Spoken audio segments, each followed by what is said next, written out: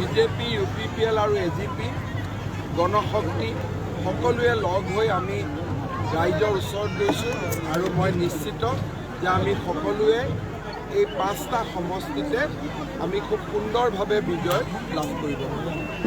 তামাহাটৰ বিষয়ে স্যাৰ বিশেষকৈ কি ক'ব? কাৰণ এইটো অঞ্চল হাতীদুৰা। তামাহাটত মই দুৰ্গা পূজাৰ সময়তো আহিছিলোঁ। খুব পিছপৰা অঞ্চল, দুখীয়া মানুহ বহুত আছে। মই এবাৰ আমাৰ কাৰ্যকৰ্তাসকলৰ সৈতে কথা পাতিছোঁ। দামাৰহাট, পাগলাহাট এই গোটেই এৰিয়াটোত এবাৰ মই ইলেকশ্যনৰ পিছত এটা দিন থকাকৈ মই আহি যাম আৰু ইয়াত যিখিনি কাম আছে, বিশেষকৈ ইৰোশ্যন, ব্ৰিজ, ৰাস্তা ঘাট, আমি গোটেইবোৰ প্ৰমোদ বড়ো, মই, অশ্বিনী চৰকাৰ, আমি গোটেইবোৰ ইয়াত আহি যাম এবাৰ, গোটেইখিনি চাই যাম। তেতিয়ালৈকে জিৰণ বসুমতাৰীও MLA হৈ যাব। হয় ছাৰ, অঞ্চলটোৰ এটা দীৰ্ঘদিনীয়া সমস্যা OBC চাৰ্টিফিকেট পোৱাৰ ক্ষেত্ৰত ছাত্ৰ ছাত্ৰী ইয়াৰ পৰা ধুবুৰীলৈ যাব লাগে, ইয়াৰ চাৰ্কেল অফিচে নিদিয়ে। ইয়াতে কৰাই দিম ছাৰ। ডক্টৰ ভৱেন্দ্ৰনাথ শইকীয়াই বৰাকক পৃথক ৰাজ্যৰ দাবী জনাইছে, এই ক্ষেত্ৰত কি ক'ব আপুনি? মই এটা কথাই জানো যে আমি অখণ্ড ভাৰত, অখণ্ড অসমৰ কাৰণে আমি কাম কৰিব লাগে।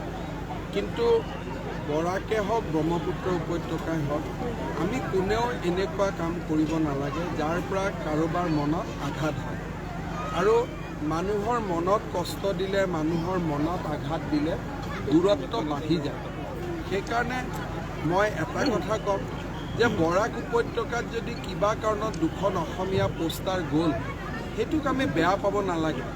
আৰু ব্ৰহ্মপুত্ৰ উপত্যকাটো যদি ক'ৰবাত ভুলক্ৰমে এখন টেক্সট বুক প্ৰিণ্টিং কৰোঁতে বঙালী কিতাপ এখন আহি গ'ল, তাক লৈ আমি প্ৰতিক্ৰিয়া দিব নালাগে। ভাষাই মানুহক একত্ৰিত কৰে।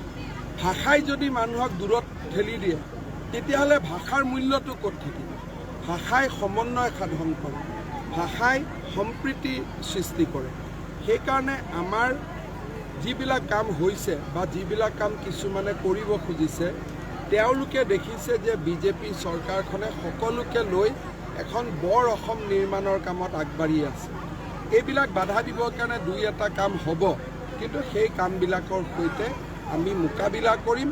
যি ব্যৱস্থা ল'ব লাগে আমি ল'ম। নগেন শইকীয়া ডাঙৰীয়াৰ কথাৰ ওপৰত মই কথা ক'ব নোখোজোঁ। তেখেত মোতকৈ বহুত ডাঙৰ আৰু তেওঁ এগৰাকী নমস্য বুদ্ধিজীৱী। তেওঁৰ ব্যক্তিগত মন্তব্য, তাত মোৰ একো কমেণ্ট কৰিবলগীয়া একো নাই। Thank you, sir. Thank you.